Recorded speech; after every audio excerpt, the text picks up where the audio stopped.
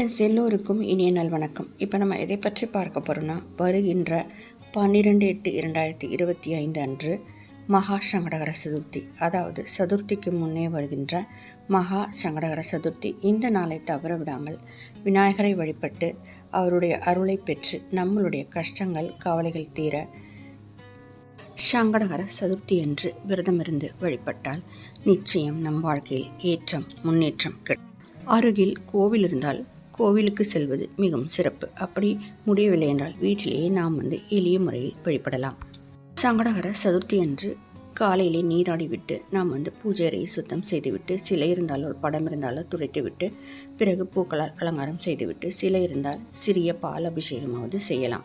பிறகு நாம் காலையில் ஒன்றும் செய்ய முடியாதல்லவா, நாம் பால் வைத்து கூட அதில் கற்கண்டோ அல்லது தேன் கலந்தோ நாம் பிரசாதமாக வைத்துவிட்டு, பிறகு நாம் மாலையில் பூஜை செய்யும்போது ஏதாவது நைவேத்தியம் செய்து வைக்கலாம். சர்க்கரை பொங்கல், பாயசம் அல்லது முடிந்தால் மோதகம், கொழுக்கட்டை செய்து வைக்கலாம். கோவில்களில் மாலையில் தான் அபிஷேக ஆராதனை நடக்கும். நாம் கோவிலுக்கு செல்ல முடிந்தால் அபிஷேகத்திற்கு தேவையான இளநீர், பால், சந்தனம், தயிர், பால் ஏதாவது நாம் வாங்கி கொடுக்கலாம். பஞ்சாமிர்தத்திற்கு தேவையான பொருட்களை நாம் வாங்கி கொடுக்கலாம்.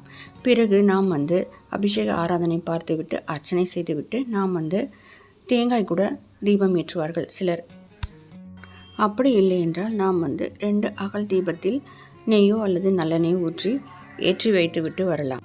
விநாயகருக்குரிய அருகம்புல்லை விநாயகருக்கு சாத்தலாம். பிறகு வீட்டிற்கு நாம் தூப தீபம் காட்டி பூஜையை முடித்துவிட்டு பிறகு நாம் சாப்பிடலாம். விநாயகர் தான் முழு முதற் கடவுள். எந்த பூஜை ஆரம்பித்தாலும் நாம் விநாயகர் பிடித்து வைத்துவிட்டு தான் நாம் ஆரம்பிப்போம். அதனால் சங்கடங்களை அகற்றுபவன், நம்முடைய கவலைகள் கஷ்டங்கள் தீர விநாயகரை அன்று வழிபட்டு நாம் அவருடைய அருள் ஆசியை பெறலாம். இந்த சதுர்த்தி விரதம் 7 வாரம், 9 வாரம், 11 வாரம் இருந்து நாம் விநாயகரை வேண்டிக் கொண்டால், அதாவது நம்முடைய பிள்ளைகளின் படிப்பு, எந்த கவலைகள் கஷ்டங்கள் இருந்தாலும் நம்ம விட்டு அகலும். 12/8/2025 அன்று வருகின்ற மகா சங்கடகர சதுர்த்தியை தவற விடாமல் நாம் விநாயகரை வழிபட்டு சங்கடங்களை அகற்றுபவன், சங்கடங்களை தீர்ப்பவன்.